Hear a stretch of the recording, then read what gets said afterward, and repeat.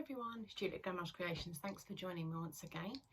I am in my scoop pinafore that I have just finished by So Different with the contrasting pocket panel. So on to the gadget of the week, and it's this. So it doesn't look very exciting, but it is an invisible zipper foot. So if you want to do an invisible zip, you need to use a foot like this. And a tutor once told me if you turn a foot over, that's where all the business is happening. That's why you can tell what a foot is. So the zipper teeth of an invisible zip actually fits in these channels. That's where it fits when you sew it. So let me show you what I mean. So first things first, how do you know if you've got a normal zipper or you have an invisible zipper? Well, you look at where the zipper pull comes, and if the zipper pull, the right side of the zipper pull, you have teeth, then that is your normal zipper or zip. But if you look at the invisible zip, the pull, there's no teeth on this side. If you turn it over, the teeth are on the underside, and that's what makes it different. So when the zip pulls together, so that's what you see on the outside of your cushion or your garment, the teeth are underneath. Whereas this one, the teeth are on the same side as the zipper. So I'm going to show you off of the machine first of all. So those trenches that I showed you before, these here, your teeth are going to fit in there. So depending on which side you're using, this zipper teeth are going to fit on your machine. They're going to fit in that groove like that, and as you stitch along, those teeth, once you get it going, it can be a little bit of a pain to get going. Once you do, those teeth actually slide through that channel. Let me show you at this angle. So those teeth just slide through, or they should do. That's the idea. Now to the machine. So where to begin? There are lots of tutorials on how to fit invisible zippers. So that's a whole other video, but I will show you how to get started and how you can use this invisible zipper foot.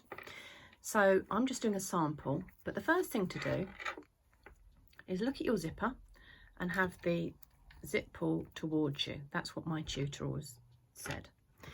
And then you fold back your seam allowance on your cushion or your garment, and where you've got the fold, you just place it on one side or the other, doesn't really matter, on your zipper, and then you take it down. Now you want to place that fold not too far away from your zipper teeth, because that's the whole point of having an invisible zip, but not too close either, because you will not be able to get your zip pulled up. So you put the fold there, and then what you do is you put a pin in so you don't get confused, because it's very easy otherwise to get these twisted, and you need to pin that all the way down. So I've done that. This is a sample, so I've only done part of it, but I've basically pinned the zip on, and then what you do is you turn it over, and the zip should be the same distance from the edge of your fabric all the way down, then you know you've got a straight zipper. Then we open the fabric out like so, and we go to the machine. So this is how you fit your zipper foot first of all. So mine just has got a button at the back that unclips your foot, like that. And then it just clips on using that bar in front of my Janome. So really, really easy. Then, because we are doing this side of the zip, the teeth are on the right hand side. So what we need to do is put it on the right side of the foot. Now I needed to check that because I don't do enough of these to be able to, I have to work it out every single time I do it. Now as you can see, you've got that little bit of plastic on your zip that can be a bit of a pain to get over. So you might need to sort of help that. But those teeth there are actually in that right hand side channel. And what you want is you want the stitches to come as close to those teeth on the left hand side as possible. So just to check whether you've got this in the right place, when you bring the needle down you can see it's going to come to this side.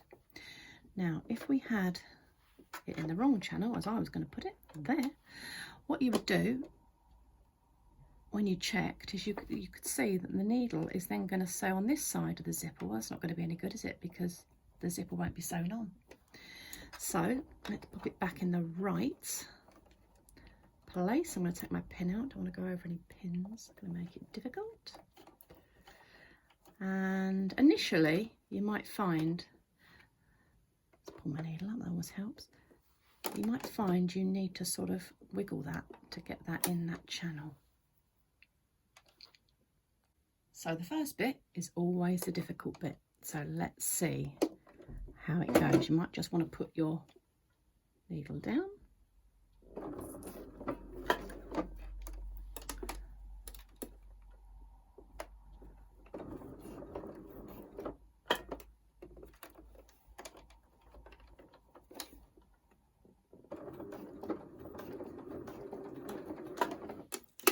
There we are, and we're away. Sometimes they're a pain, but as you can see, the teeth are actually going through that channel, which is exactly what I want it to do.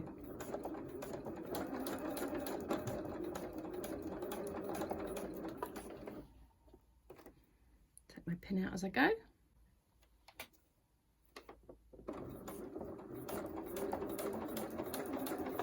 Sometimes you can help it along. You can just pull your teeth, roll them slightly out if you've not got the channel.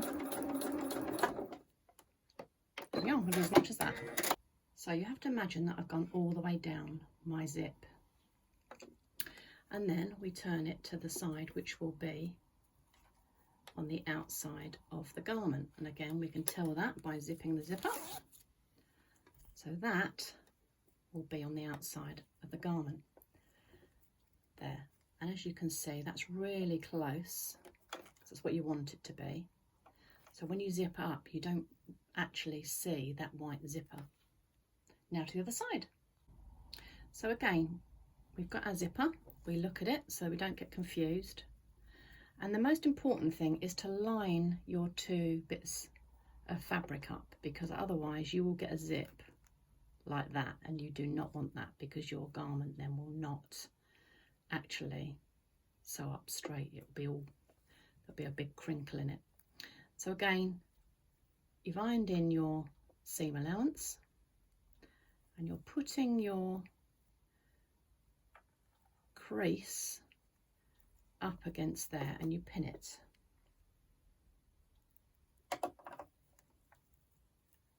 Like that. And then you pin it going all the way down. You'll find this much easier to do if you open the zip again.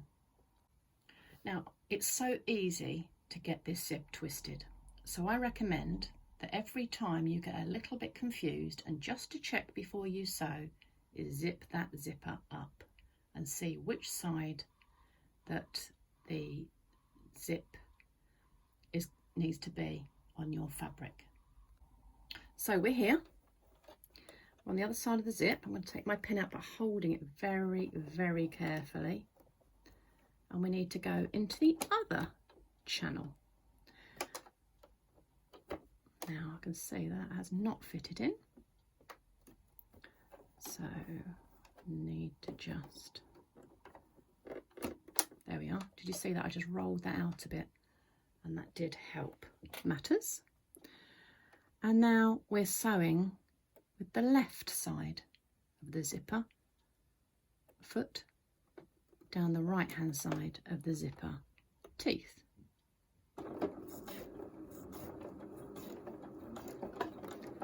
So it's good if you go slowly, especially over that little bit of plastic at the end of your zipper. As I said before, you can help it along by just unrolling, but be careful that you don't move your zip at all, removing the pins as you go.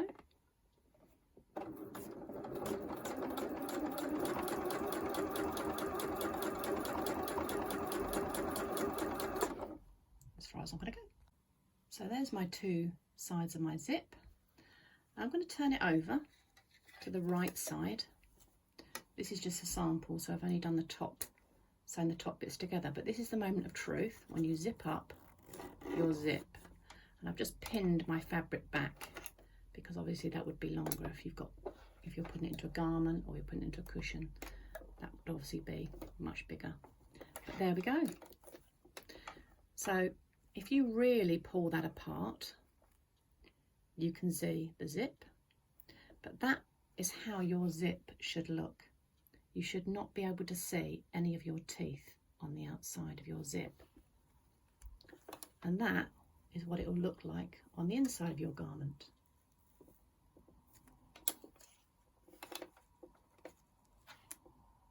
Hey presto. So a lot of people hate zips, they don't like putting them in. As I say, there's many tutorials out there now for putting zips in general, but I love a nice invisible zip, especially on a cushion or a skirt. That just looks great. You know, you don't even know it's there, but it's functional.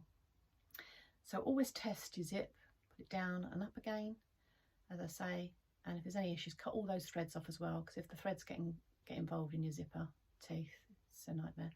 But it is worth persisting and getting one of these invisible feet for your machine if you can. So I hope you enjoyed this, and please hit the like and subscribe button, and I will see you next time. Take care for now. Bye bye.